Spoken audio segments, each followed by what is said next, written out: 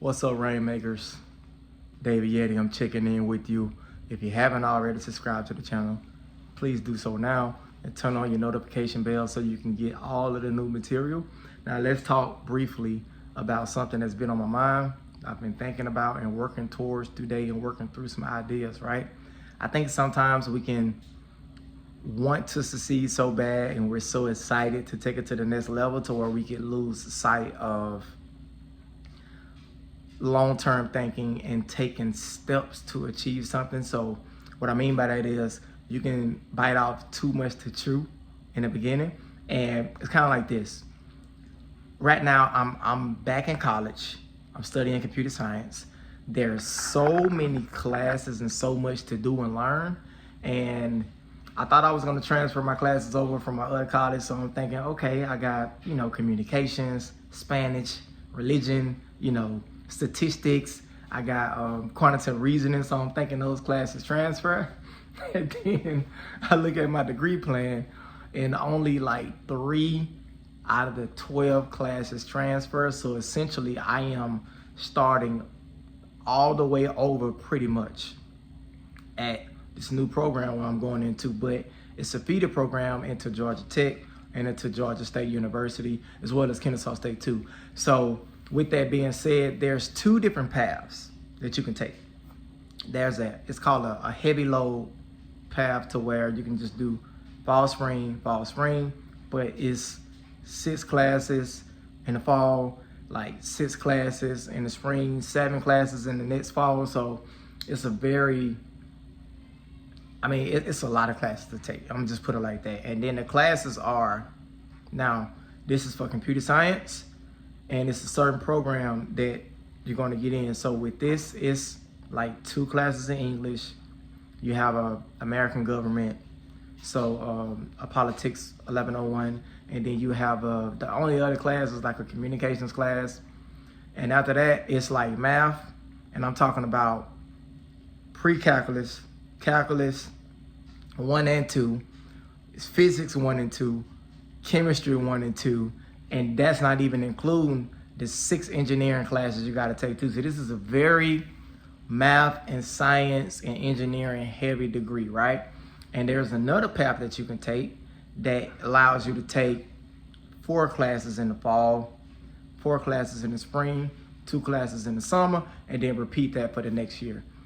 There's 2 different ways that I can take this. I can look at it like, okay, I'm gonna go all in, and I am gonna make sure that I finish in the fastest time possible. But I've taken 6 classes before in spring of 2024, and it was the most, it was so hectic because I was working full time, so it was a lot to take in. So the point that I'm making is, instead of biting off more than you can chew, why not set yourself up for success by doing bite-sized pieces towards your goal? So I'm going to pick the second track. I don't mind taking a couple classes during the summer because you don't want to take math and physics at the same time as well. So I don't mind taking a different approach when it comes to that, instead of like rushing through and trying to get things done as fast as possible.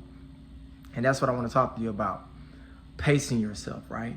I would much rather you go, if you're trying to lose weight, I would much rather you go to the gym 20 minutes a day consistently for 5 days a week, 6 days a week, versus you going to the gym 1 hour on Monday, and then when Tuesday come or when Thursday come or something, you burnt out, right?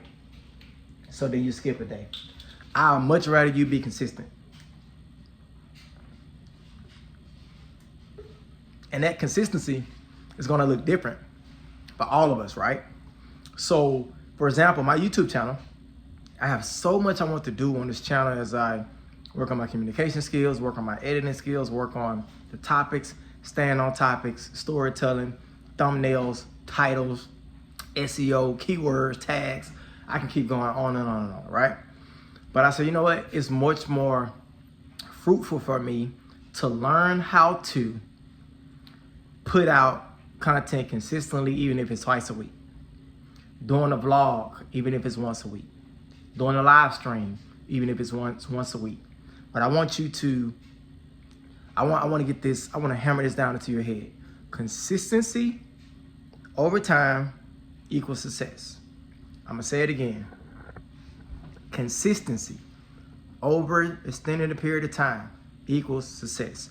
You are not going to always hit it out of the park, and I'd much rather you get used to hitting singles and doubles and maybe doing a sacrifice fly or doing a bunt every now and then, whatever it takes to get to the finish line. Because I tell you this, whether or not it takes you 2.5 years to get a 2-year degree, 4.5 years to get a 4-year degree, a year to break into a certain company, 2 years to get out of debt, 3 years to buy your first rental property, whatever the case may be, I promise you, when you hit that thing, you're gonna be far in ahead of what you would have been if you procrastinated. And then on top of that, you're going to be far in ahead above a lot of your competition, because so many of us have these big ideas and then we take a long time to actually act on them. And I want you to get used to having action. And that's one of the things that I've been thinking about. What type of actions can I have? Matter of fact, I'm gonna show you. I'm gonna show you this real quick, okay? Let's show you something, 1 second, right? Look at this. All right, look at that right there. You see that? Okay. This is my freedom goal, right? So I have all of my debt wrote down on this board right here. And on this board, I'm marking off as I go down and pay things off. And it gives me a visual representation of how much progress I've actually made. And as a matter of fact, I'm looking at 2, 4, 6, 7 squares that was marked off within the last 72 hours. Real talk. Now there's still about 15 squares left, but I paid off some things that I've been wanting to pay off, that I've been fighting to pay off for, like, honestly, I've been paying the minimum on them things for the last 1.5 years, right? And it feels so awesome to finally break through and finally get some progress going.